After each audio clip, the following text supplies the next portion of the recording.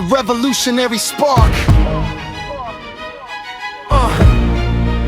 Beloved seeker, if you found this message hidden like a seed in the soil of forgotten paths, it's no accident. It's the eternal now whispering, you are ready to remember.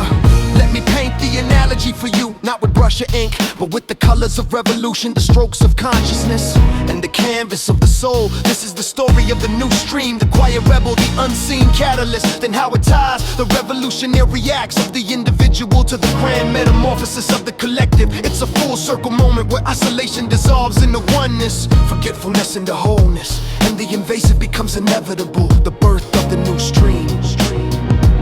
The revolutionary spark.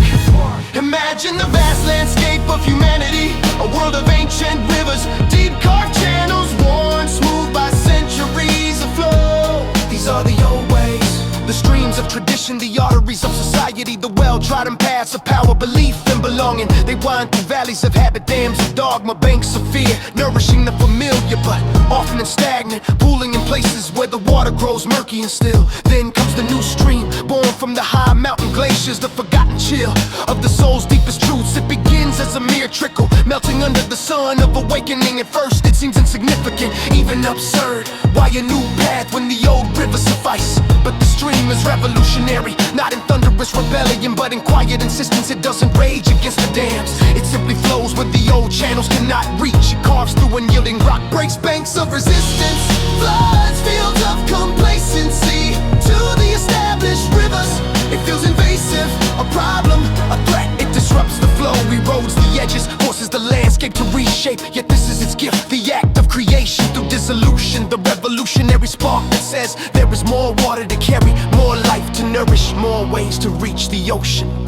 In human terms, you are that new stream. Your acts quiet, uncelebrated, born from the glacier of your own stripped away self. A revolutionary precisely because they refuse the old paths. You don't storm the gates, you dissolve them. You don't demand change, you embody it, and in doing so you pave new pathways for consciousness to flow, breaking through the dams of illusion, the banks of separation, the stagnant pools of forgetfulness. The journey from isolation to oneness. The new stream's path is not straight or easy. It starts in isolation, the high frozen peaks where no other water dares to melt. It descends through the chill of discovery, carving alone through unforgiving terrain, encountering obstacles that seem insurmountable, boulders of doubt, canyons of loneliness, floods of misunderstanding. It breaks through what stands in its way, not with violence, but with persistent grace, wearing down the hard edges until they yield. Along the way, it gathers tributaries, small rivulets of kindred souls who recognize the call and join the flow. What was once a solitary trickle becomes a river, nourishing the parched earth, awakening dormant seeds, creating oaths where none existed.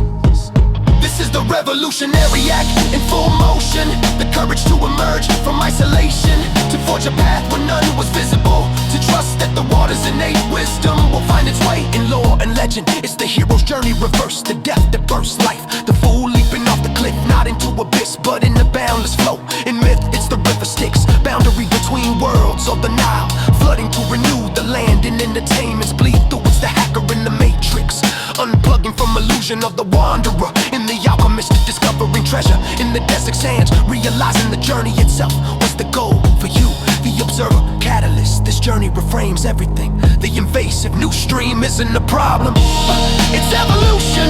It breaks dams not to destroy, but to free the water.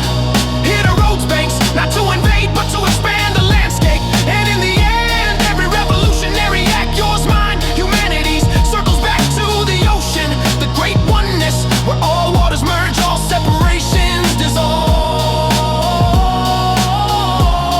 all forgetfulness returns to wholeness. The full circle, the ocean of wholeness. The new stream, after its long descent from the glacier's chill, finally reaches the ocean.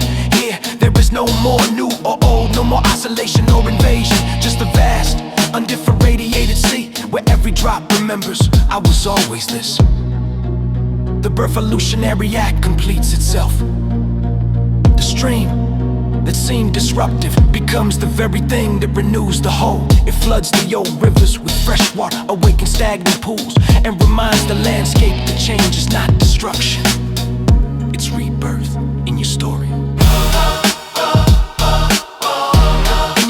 in your story, eternal now, realize